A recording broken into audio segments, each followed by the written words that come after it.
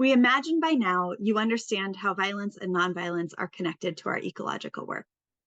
But what about the connection between war and the ecological crisis? I had the blessing to work in an internally displaced persons camp in Uganda with a local NGO. Internally displaced people have an experience similar to refugees, however, they have not crossed an international border. This camp was filled with people from the north. Many were children who had fled when they lost their parents in the escalating violence. And the cause of this war, this spike in violence, similarly to natural disasters where events are not caused, but rather exacerbated by the changing climate, tensions in these communities had long-standing roots in colonization, history, the economic impacts of globalization, which were exacerbated by the changing climate. In the arid landscape of northern Uganda, water access was rapidly drying up. Not only did this impact people directly, but for a people whose main livelihood involves cow herding, this climate impact was a devastating blow. And so tensions over decreasing water access had reached a boiling point. In the camp, Barbara took the lead in building a child-friendly space, a place where children of the camp could go, play, learn, be safe, and just be kids. And she welcomed me to help her. Used in many places around the world, this model has been successful in helping break the generational cycle of violence through helping kids process through trauma. To make it self-sustaining, we prepared a plot of land to farm, to feed the children and provide income to support the program and the teachers. We planted seeds with great anticipation, but the rains didn't come when they were supposed to, when they had for generations. The seeds dried up and died. As I was walking home that day, caught up in worry about what we would do, a child passed me on the red dirt road. He pointed up at the sky and shouted, "America!" Confused by his statement, I looked up and saw an airplane. And what a punch to my gut. The changing climate exacerbated the violence in the north, which caused my friends to flee south. Then the changing climate was keeping the child-friendly space, this project seeking to restore dignity and help the community heal, from being self-sustaining. And what is changing the climate? Greenhouse gas emissions from burning fossil fuels to support our endless growth-obsessed throwaway culture in the global north and particularly in the US.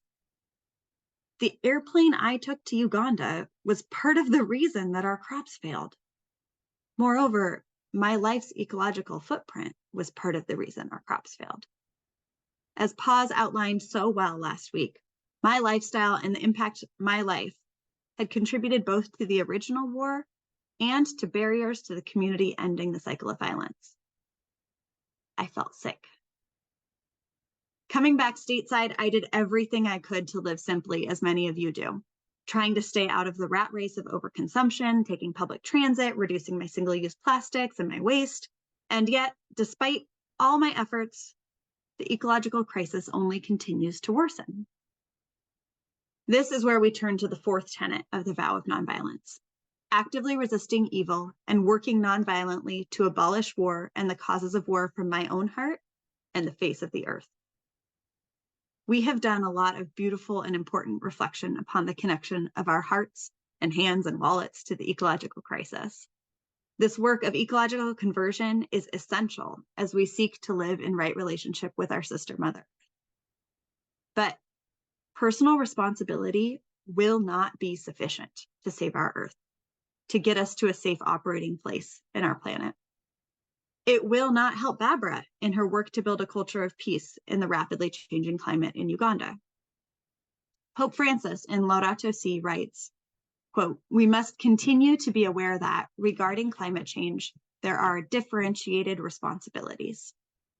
As the United States bishops have said, greater attention must be given to the needs of the poor, the weak, and the vulnerable, in a debate often dominated by more powerful interests. We need to strengthen the conviction that we are one single human family. There are no frontiers or barriers, political or social, behind which we can hide. Still less is there room for the globalization of indifference." End quote. In the country which is most responsible for historic greenhouse gas emissions, and most responsible for current emissions per capita, it is important for us to discern our differentiated responsibilities here. What are we, living in the US, called to do? A study found that a mere 100 companies are responsible for 71% of all emissions since 1988. Only 25 companies are responsible for 50% of those emissions. These emissions are being driven by companies and corporations at a massive scale, and so action must be taken on a massive scale.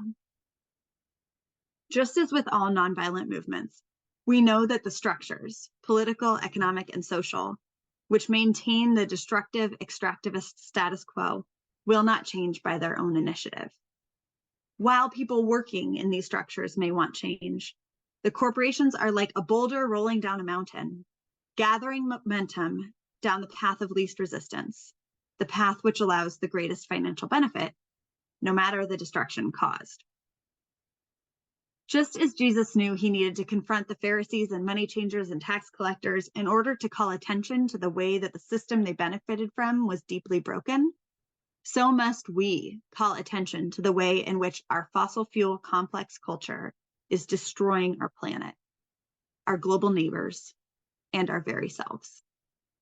We must make this destructive path no longer the path of least resistance. Nonviolence has a perception of being passive.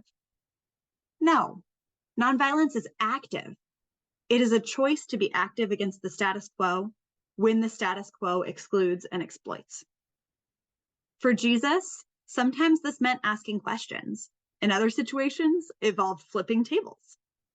For us, this can include letter writing, op-ed writing, public demonstrations, organized boycotts, and so much more. We can ask, what can I do that can make the biggest impact in changing the path of this boulder rolling down the mountain? How can I, nonviolently, with radical love, create barriers to the pathway of continued destruction of our planet? These questions can make us feel overwhelmed, which is why this active resistance should be done in community. This week's letter to the Philippian could be to us. Following Christ means that we are called to be of the same mind, with the same love, acting by looking out for the interests of others. Particularly, Pope Francis identifies 4 voices or communities we should be actively listening to. Those who are indigenous, who are young, who are experiencing poverty, and the voice of creation itself and science. 4 communities who are experiencing both the impacts of war and the ecological crisis in an outsized way. Those who are crying out against the ways in which the status quo continues a throwaway culture of endless growth with little regard for ecological or human cost. We are called to raise our voices together, following the lead of these 4 communities. We are called to use our feet to bring us to structures of power with courage, our hands to build structures of God's kingdom, and our hearts and mind to do so with radical love and kinship. When we join our voices, feet, and hands, united in heart and mind, when we join together in the work of nonviolence to create a world from which war is abolished, then we are following in the work of Christ, to build a world where everyone, creation included, can thrive.